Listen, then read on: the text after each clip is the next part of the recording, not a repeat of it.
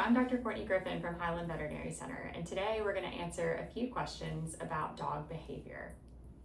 Dr. Griffin, what do vets mean when they talk about dog behavior? So generally, dog behavior is going to refer to how your pet is acting in certain situations. So what type of behaviors do they exhibit at home versus do they act differently when they're out in public or at the veterinary clinic or in a social situation. So these can be learned traits or they can be traits that are inherited, such as breed predispositions to certain things. So behavior can really hit on a lot of different scenarios, and it's affected by a lot of factors in your pet's life. What are some signs that my dog's behavior is abnormal? So that's going to vary from dog to dog and certainly from breed to breed. So I would say, if you've been used to your dog acting a certain way and then all of a sudden they seem to be acting a different way, in a mature dog, that could be a signalment of an underlying health issue. In a young dog, they may just be going through adolescence and testing the boundaries a little bit. So that's going to vary depending on the life stage of your dog. Are certain breeds of dogs more prone to behavioral issues than others?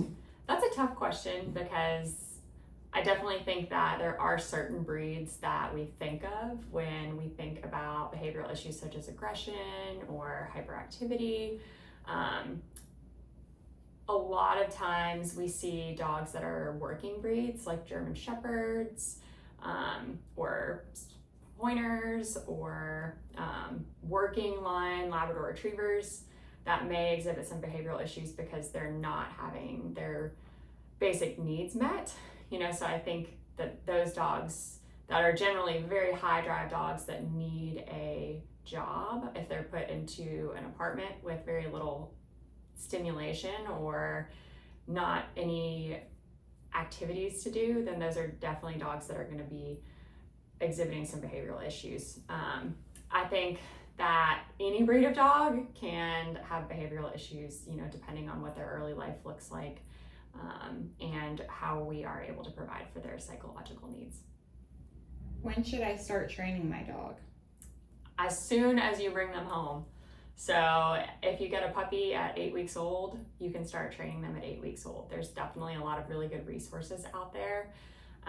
One of my favorite books that I like to recommend to people who bring home a new puppy is called Perfect Puppy in 7 Days by Dr. Sophia Yin, who is a veterinary behavioralist.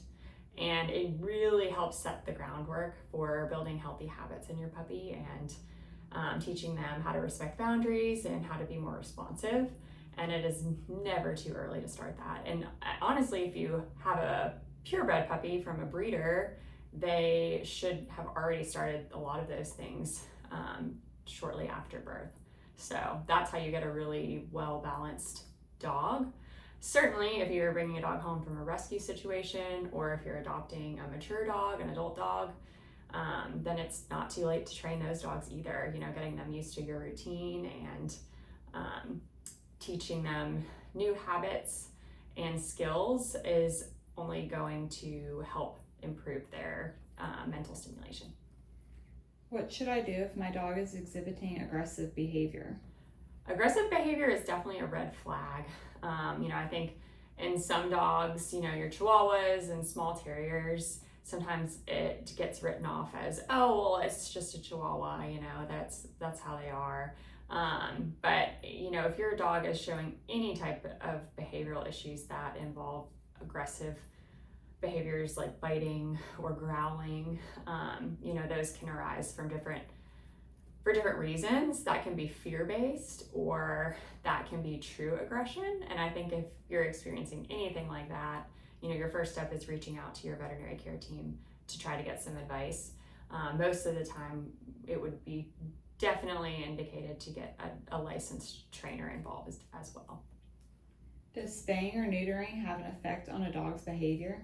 So spaying and neutering can have an effect on hormonally driven behaviors. So those are things like humping other dogs or marking, so urinating on things as a means of marking their territory. So you may see an improvement in those behaviors after spaying and neutering.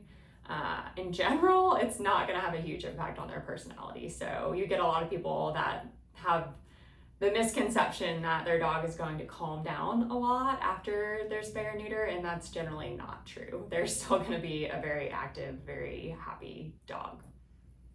Will certain conditions or illnesses affect my dog's behavior? Definitely. That's where, knowing your dog and knowing their normal types of behavior is really important, because if you start to notice things that are not typical for them, then that could indicate underlying disease conditions. There's definitely a lot of things that we see, a lot of different types of illnesses or signs of pain that could dramatically affect your dog's day-to-day behavior and would definitely indicate the need for a veterinary exam for potential intervention. Should I consider rehoming a dog with behavior problems? I think that's a tough question, because that is generally not the first thing I would jump to, but there are certain scenarios.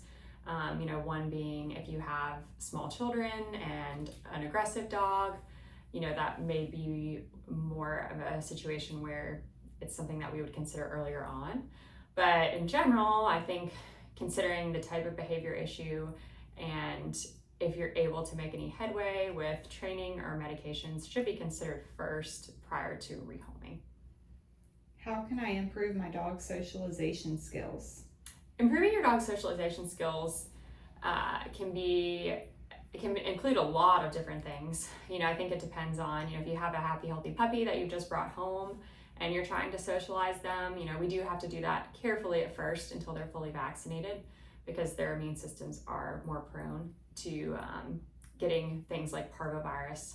So you want to make sure that we're keeping them on their vaccine schedule, but also I always recommend just having play dates with family or friends that their dogs are fully vaccinated, because getting them introduced to other dogs and getting them out of the home environment somewhere safe is a really good first step. And then once they're fully vaccinated, venturing out a little bit more in public and getting them exposed to areas where they're hearing different noises and different sounds, and walking on different surfaces, so grass versus concrete versus gravel, all those things can be scary to a young dog. So, working on building up their confidence in those situations.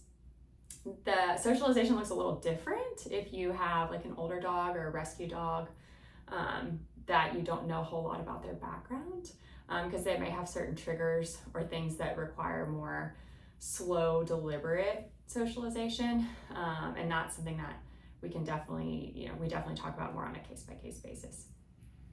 What role does exercise play in my dog's behavior? Exercise is super important for every dog, regardless of their age or breed. Certainly a German Shepherd is going to need a lot more exercise than a Chihuahua, but keeping your dog active as appropriate for their age and their breed is going to go a long way in helping reduce some of these behavioral issues from occurring, and also just giving them mental exercises as well. Maybe you don't have time to go for an hour-long walk, but doing an obstacle course inside or on a rainy day, or introducing treat dispensing toys or puzzle feeders can also be a really good way to help engage your dog's brain and keep them happy and mentally stimulated, even if you don't have a whole lot of time. When should I seek professional help for my dog's behavior problems? I think a good rule of thumb is if you have a dog that is experiencing behavioral problems that is affecting their quality of life on a daily or even a weekly basis, it would generally be a good idea to seek professional help, whether that's starting with your veterinarian and then potentially getting a trainer involved based on your veterinarian's recommendation or the needs of your own dog. But I think if there's something like noise phobias, or they're scared of thunderstorms or fireworks, or even smaller, more subtle things around the house, or aggressive tendencies, which is really important, as we mentioned earlier, to seek help sooner rather than later. So definitely overall, if it's something that's affecting your relationship with your pet in a negative way, then I would seek help.